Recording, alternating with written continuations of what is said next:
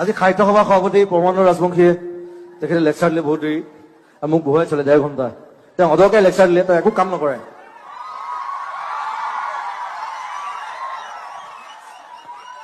তেওঁ এবাৰ গুৱাহাটী সাহিত্য সভাত মোক মাতি লৈ গ'ল, ক'লে মোক জুবিন, মই চব স্পষ্ট কথা কওঁ দেই, মোৰ লোক ঢাক একো নাই। তেওঁ মোক মাতি লৈ গ'ল যে জুবিন তুমি আমাৰ পইচা পাতি নাই, সাহিত্য সভা ঠিক আছে, সাহিত্য সভা অ'কে, মই যাম। গৈ মই 1 ঘণ্টা এনেই গান গালো, একো নাই, অ'কে। আমাৰ গুৱাহাটী মিউজিচিয়ানে বজাইছে, চব মোৰ ভাই বন্ধু। তাৰপিছত মোক এটা পেকেট এটা দিছে, মস্ত পেকেট এটা দিছে, সাহিত্য সভা দেই। মই কৈ আছো শুনক, ইটছ ভেৰি ইণ্টাৰেষ্টিং।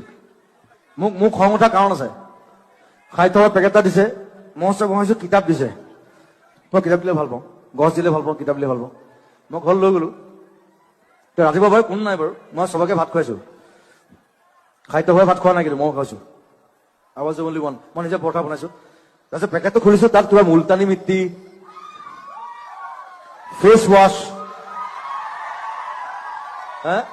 যিবোৰ মোক নালাগে, মই যিবোৰ ইউজ নকৰো।